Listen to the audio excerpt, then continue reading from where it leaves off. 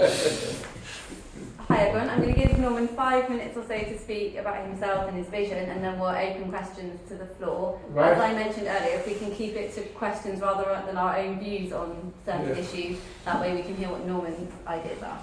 Brilliant. Well, very good to see you all, and thank you for coming along today, and thanks again for your patience. They kept asking too many questions at pool, and I wasn't, because I was just dealing with all the questions, I wasn't conscious of the time, and someone should have dragged me away much sooner, so apologies. So I think when you're making your decision about how to vote in this election, you need to know something about who I am, and indeed my opponent as well. You need to have some idea of my ambition for this party. Yes. And then some idea about the steps that we need to take to get there. Now, I've always tried to live out my liberal values long before I was ever elected to Parliament. Yeah. I was a councillor in Norwich, and I led the Lib Dem opposition to the Labour Council between 1987 and 2001, when things were pretty bad for the party. I remember meeting Paddy Ashdown at UEA in about 89, and we'd come fourth behind the Greens in the European election, and I think we were an asterisk in the opinion polls at that stage, and it was all pretty desperate. And then I got elected in 2001, breaking down a 15,500 Conservative majority.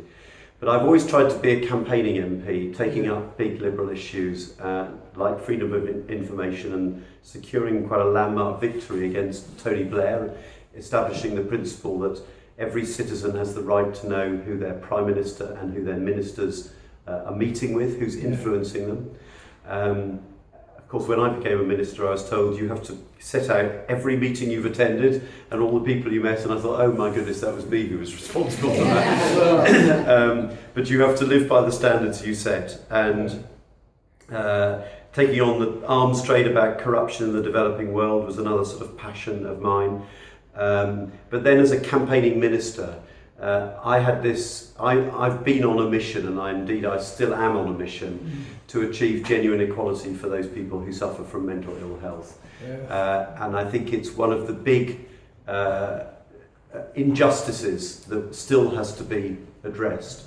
There are very many people in our prisons because of mental ill health, which is a dreadful indictment of our society. Indeed, many people with learning disability as well in our prisons. And there are very, very many of our fellow citizens who simply do not get access to treatment in the same way as you do if you have a physical health problem. And that discrimination at the heart of our NHS can't begin to be justified. So I felt myself to be on a mission, and you can't begin to justify the fact that if you have suspected cancer, you have a right to see a specialist within 2 weeks, and rightly so. But if you have a first episode of psychosis, perhaps as a teenager, you have no such right, and you can be left waiting ages. And we know that if it becomes entrenched, it literally changes your life, and it's likely to lead to a life on benefits and difficult relationships and all the rest. But if you intervene quickly, you can rescue that person's life. So I'm very proud of the fact that we introduced from April this year the first ever maximum waiting time standards in mental health, and this makes a difference to people's lives. And in a way that is what my liberalism is all about. Fighting causes that actually have an effect on people's lives. There's no point in the job we do, in the work that we do as members of a political party, unless you can actually affect people's lives, make a difference. And we can do that in our local authorities, and we can do that in national government. So we must always, it seems to me, aspire to be in government. And giving power to people, no second-class citizens, no one ignored, everyone treated equally, is at the heart of what I'm about as a liberal. And along with that, celebrating diversity, enabling everyone to live their life as they want to lead it, rejecting conformity, that must be at the heart of our liberalism. Being completely intolerant of injustice, of entrenched poverty and of discrimination, again, must be at the heart of our liberalism. And then the idea that every child must have the same chance to make the very most of their talents, to flourish as individuals. And there are too many children still who are held back by the circumstances of their birth. And that's why the pupil premium is potentially transformational, because it holds schools to account. It gives them money to change children's lives, and the latest data from primary schools shows the gap narrowing. So this is Lib Dems in government having had an impact on children's lives. Yes. And we should be very proud of that, because it ultimately is what we are about. And then I'm also very keen that as Liberals, we're very clear that along with freedom comes responsibility. Yes. Responsibility to one another in our communities. Strong communities is something that Lib Dems believe in. That we have responsibility for the proper stewardship of our planet, that we are environmentally responsible, and responsibility to future generations. So these are the values that I hold dear, and what I always try to fight for.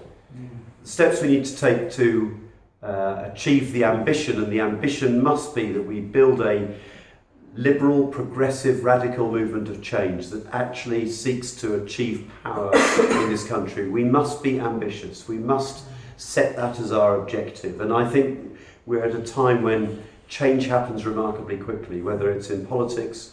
The SNP caught fire very quickly, UKIP caught fire very quickly. Yeah. But if we can connect with all those people out there in what I think is a liberal age, there are so many people who share our values, but who don't necessarily associate themselves with the Lib Dems. And I think if we can connect with those people, then we could catch fire much more quickly than many people imagine. Regard ourselves as a startup, a dynamic startup with a potentially massive market, but we need to connect with that market, all those people who share our values. And I think if we do that, we can be successful. So the steps, well, I think we need root and branch reform of our party. I don't think people feel in our party that every member has a role and a say in the way our party operates. I want, for example, to ensure that at conference time every member can link electronically to the debates that take place and can vote. Why not open it up to every member? All those new members could vote at conference time so that they feel they're having a say in how in the decisions that our party is taking. Secondly, we again need to become a really effective election winning machine. We've fallen behind the curve. We've lost our lead on campaigning, and we need to recover that. And it must at its heart be about community politics, the idea again of empowering people and communities in the way that we campaign. And then third, I want our party to be an intellectual powerhouse. Joe Grimmond in the 60s was brilliant at bringing people into the party, the great thinkers of his time, liberal thinkers, and coming up with the big liberal solutions to the challenges of that age. I want us to do it again, and I think in that way, if you win the battle of ideas, then you can inspire another generation of people to rally to our cause. And I think if you can combine winning the battle of ideas with really effective campaigning, we could become an unstoppable force. That's what we have to do. It's combining the two together. We can't campaign running on empty. We have to be campaigning for something, for things we believe in. And I think in that way you inspire people. You inspire your activists and you inspire people beyond our party. And then finally, it's young people. If we are to have a future as a party, we do have to inspire young people to rally to our cause. And fundamentally, young people are overwhelmingly liberal in their attitudes. They're open, they're dynamic, they're internationalists. They believe in the importance of opportunity, which is at the heart of liberalism, opportunity for everyone. They want us to be radical about taking on the challenges of our housing crisis, liberal solutions to our housing crisis, liberal solutions to the enormous threat of climate change, reforming our antiquated drug laws. We have to speak to the things that young people care about and speak in a liberal way so that we are always consistent and clear in our liberal values. And so I think if we can bring together a dynamism about ideas with a dynamism about our campaigning, then we could be a really effective force. And I'll just end by saying this, that a young Liberal youth member recently said to me, and she was talking about my work on mental health, particularly for young people's mental health. And she said to me, "You restored my faith in politics." And that meant quite a lot to me, that something that I'd been doing, driving forward as a minister in government, had actually connected with someone, a young person, and had given her some faith that politics could change lives. And I think we can restore people's faith in politics by telling it straight, by speaking from our heart, and by speaking to our values again. We've lost touch with our values. We've defined ourselves in relation to others by saying things like, we'll cut less than the Conservatives and borrow less than Labour. That says nothing about what we are about. Let's return to our values, and I think in that way we can restore faith and we can become very successful. So thank you very much indeed. Very good to see you.